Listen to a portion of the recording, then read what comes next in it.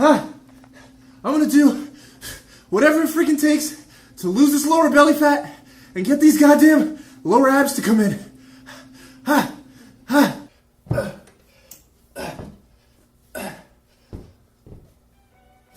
Alright guys, enough of that. What if I was to tell you that these two common ab exercises that I just did are pretty much completely and totally useless when performed this way? You'd be pretty shocked, right? Especially since every fitness magazine and fitness expert is telling you to do leg raises to build nice V-cut lower abs. Well, I'm telling you not to do these exercises, and to be more specific, I'm telling you that you're just working your abs plain wrong. Let me show you exactly what I mean. So first you have to understand a little more about how your abs work. First of all, that six-pack that everybody knows, loves, and wants is just one out of 4 major portions of your abs and is known as the rectus abdominis. You still also have the transverse abdominis, which is your deepest layer of abdominal muscle, and that muscle is primarily responsible for keeping your core tight, supporting your lower back, and pulling your stomach in. And then we also have our internal and external obliques, responsible primarily for lateral flexion and rotation. The rectus abdominis, or the six-pack, is the muscle you want to work when you're trying to build your lower abs. And its main responsibility is trunk flexion. You also want to work your obliques as well. And it's super important to realize what that is to build abs more effectively, okay? So trunk flexion is simply put bending around the trunk area. So here. So this has to happen in the trunk area. You have to be bending here. Now there's a big difference when this happens in the trunk area and when it happens in the hip and the pelvic area. When that movement happens in the hip and the pelvic area, that's when you start working your hip flexors, not your abs. So let's get back to the gym so I can show you the proper way to get shredded lower abs with 5 exercises that'll be done in a way that you may have never ever seen before. For the first lower ab exercise, we're going to do a pike with valve slides and a resistance band. Remember, resistance and weights are important for building ab muscles, so try to incorporate weights and increase resistance as often as you can. So for the pike, if you're using a resistance band, wrap it around something sturdy and then put your valve slides directly under the resistance band. Then step with your toes in the center of the valve slides and wrap the resistance band around your ankles. Next, you're going to walk out until you feel that the resistance is challenging enough, and then you're going to go and attempt to bring your toes to your hands. Keep in mind, even in a position like this, we're still going to go for more trunk flexion. When your butt gets to the top of the movement, try to curl your hips into your abs and chest. A regression for this movement would be to remove the resistance band.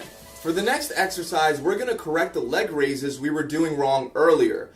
By just raising your legs up and down, you're working mostly your hip flexors, which we don't want to do. You can do leg raises if you incorporate a crunch in your trunk area at the end of the movement with a pulse, for example. Or another way to do this entirely is to bend your knees, put a weight between your feet, and do a variated form of a reverse crunch. Again, you would want to try to curl your hips and your knees into your abs and chest, and really make sure that you squeeze those abs.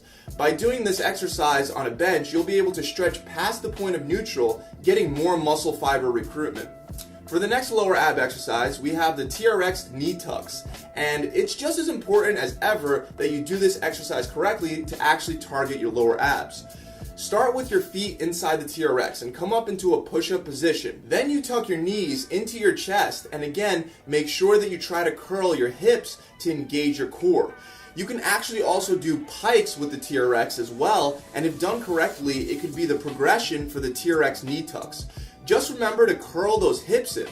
Now, we're going to correct the hanging knee tucks that we were doing earlier, so you can still do them, it just has to be different. Just hanging off of a bar and throwing your knees up and down without using your hips is useless. And I would say that that's what most people do whenever they do hanging knee tucks or hanging leg raises. Doing it this way, once again, only works your hip flexors, not your lower abs. Take a wild guess what you have to do to get the abs involved in the movement. You guessed it, you have to have that trunk flexion. So when you tuck your knees, you want to try to curl them into your chest. It's almost like in all of these exercises, you're aiming to do crunches with your hips and legs rather than just raising your feet up and down. And an advanced version of this exercise would have you curling your knees far enough back to touch the bar with your toes. This exercise, if done correctly, you'll definitely feel it in your lower abs. It's a very effective and challenging lower abdominal exercise. For the last exercise, we have dragon flags. And also as a regression, we have dragon thrusters. Now, this is not a lower ab specific exercise, but it's an amazing exercise to work your entire core, including your lower abs.